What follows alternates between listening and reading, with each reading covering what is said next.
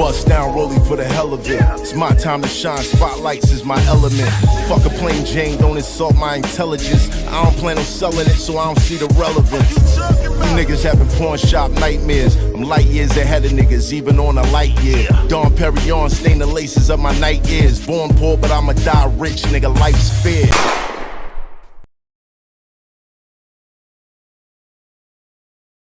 You battled freshman year. Yeah. Took out the best. Yeah. E-Hall, this is your spot. Yeah. One, I wanted to ask you, were any of the rhymes that we heard on your first album in that battle? Well, I'm not even sure if it was in the battle, but probably. You never know. Probably something from there because, you know, that album was a culmination of rhymes I had written for years. It was ready, you know what I'm saying? So, yeah, I'm pretty sure I used some of it. Did y'all go rounds? Yeah. Yeah. Oh. Back rounds, back. That's a battle. Right. Yeah. Back to back, round for round. And we had beatboxes. Champ. So it wasn't like, yeah, Champ, my man Richie Rich, my man Tick was two beatboxers from E-Hall that was always on point. Always around, yeah. We gotta find them. Anytime anybody wanna spit, yo, where Rich at? Where Tick? You know what I'm saying? Yeah. So from there, you're in high school. You got this legendary producer across the street from you. From my cousin. From your cousin. From your On cousins. Schenectady, yeah, Right. Howie T, yeah. Howie T. So I had to wait until I felt that, you know, I had enough within me, enough energy or confidence in myself to even approach Howie T, because he was the man already. He was already putting out records. I mean, when I was in junior high school, UTFO pulled up in a limo. You know, they sister went from Doc's sister went to Whitman junior high. Right. With Whitman. yeah. So Howie been making hits since then. So it was like I had to be on point. I had to be better than everybody, in my opinion. You know what I'm saying? So I waited until the right time, and that was by about the age of 15. Excuse me. So by 15, I was ready for whatever. Anybody. I ain't care who was doing nothing. Sophomore year. Right. Yeah. Yeah, 15 is about that. Yeah. And I did it. I told my cousin Jennifer, you know, yo, go tell Howie I want to spit for him. I want to, you know, see if he'll put me on.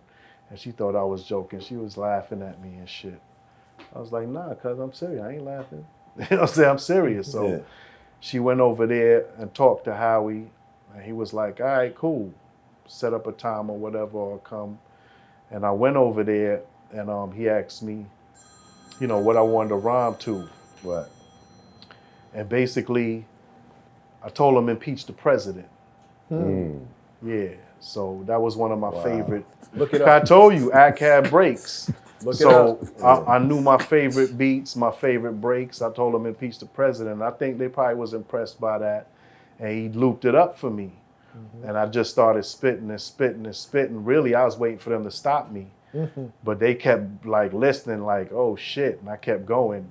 And then, I don't know, 15 minutes later, they was like, all right. You know what I'm saying? I ain't stopped till they stopped me.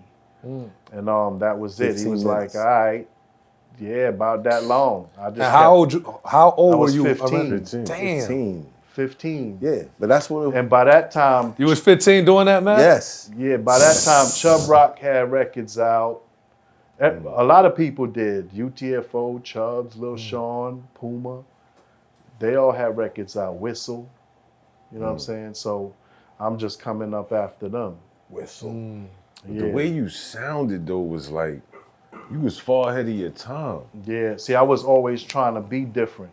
I was always trying to sound different. I didn't want to sound like everybody else. So your image was different too. Yeah. From everybody. And I didn't want to sound like, you know, the same style as everybody else. So I kind of made my own styles and made my own flows. And, you know, my family Jamaican. Right. So I really grew up listening to a lot of dance hall, Yellow Man, you know, Shinehead, Yellow Man and Fathead, but Shinehead as another artist, and just different reggae artists that would chat is what they call it, you know what I'm saying, or toast. So that's what I grew up on. My family, my pops used to work at the radio back in Jamaica, so, you know, he always had records. He was always playing, you know, reggae. Bounty Killer. Yeah. He wasn't out. Before that. Yeah, Before that. he way later. Yeah. Matter of fact, I was the first artist to feature Bounty Killer on a hip hop song. Yeah, I went to Got Jamaica. a lot of first, special. Yeah, that's what I do. I pioneer shit. Before we wrap this up, we got to go through the pioneer list. We got Pioneered all that First shit. at Urban Plaza. What? Gotta knock that out. He was like, Brooklyn Museum, what? Me first. Everything. So you Nah, 'cause go, I told him the other night, I was like, yo, you know, I'm doing a performance at Urban Plaza. He was like, oh yeah, my first show, Urban Plaza. I jumped up, I popped it off over there. Yeah. That was my like, oh, first snap. performance ever, Urban Plaza. And a lot of entertainers and people was there. I remember Latifah was there, and you know, a lot of artists was there, and the whole crowd was singing with me. I was like, oh shit, we on. You know what I'm saying? Because that was my first time performing my songs.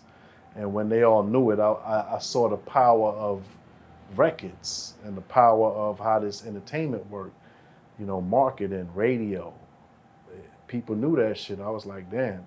Because I was always a fan, but I didn't really realize how fast people catch on and memorize some stuff. So, What made you pick Brooklyn Museum for your first video? The Grand Army Plaza. Grand Army Army Plaza, Plaza, but the that's Brooklyn over there by Public the- Library. Library. That's where Hov got the situation at right now. Yeah, shout outs to Hope. But you know I pioneered the Brooklyn Public Library. You know that.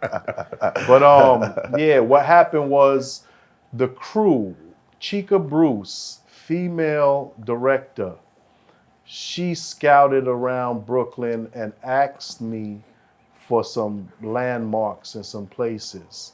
Prospect Park was one of our spots, you know what I'm saying? So just her looking around, seeing different places, found, you know, the backgrounds different. We did like 5 scenes around that one little area by the library and the park.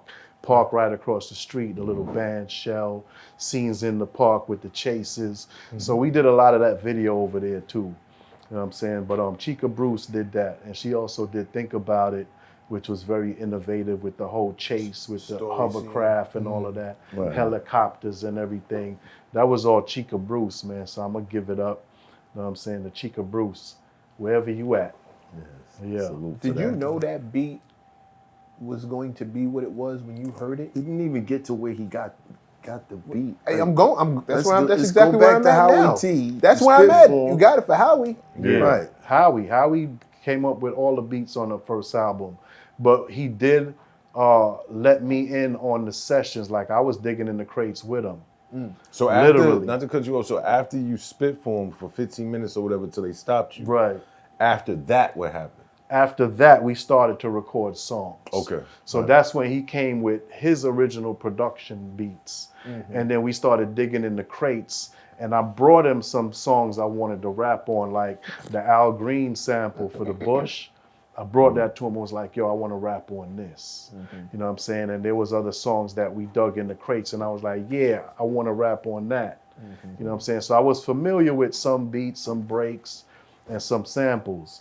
And he actually tried to give me some credit for production on the album, but I was like, nah. I was already just overwhelmed that he gave me the opportunity, you know, as an artist. So I was like, nah, you got it, man. You the man, Howie.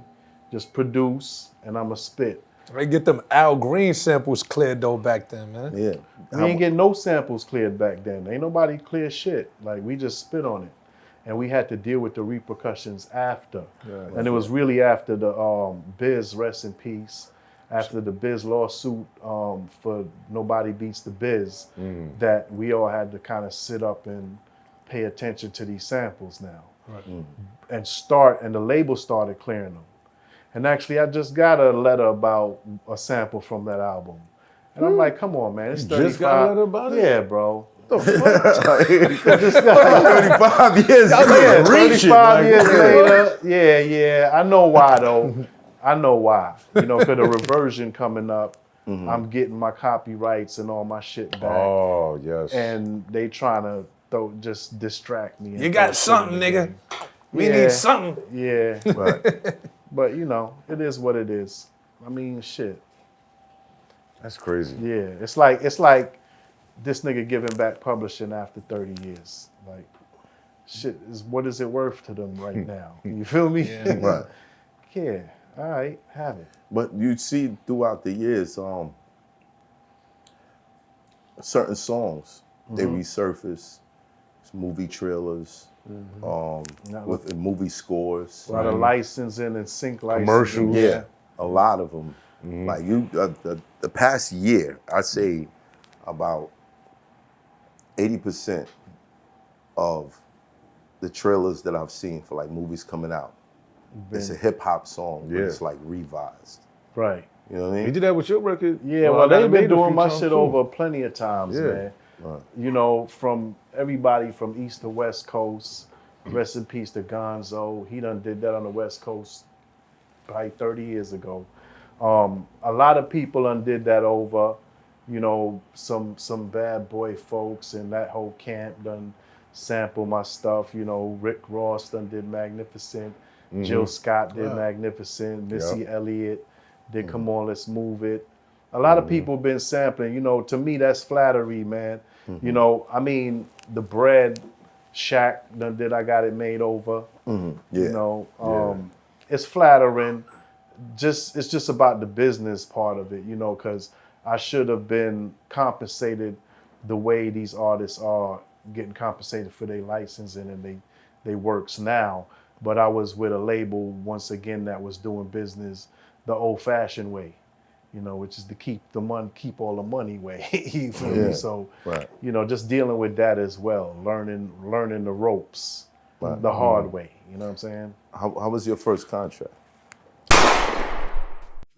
The greatest feeling in the world was holding my own gun. I'm hypertensive, but all my decisions been wholesome. My independence had me flipping on siblings I stole from. Said I'm just big and loud. Well, half a pound is my silent treatment. I punched out plugs I could have stopped from eating.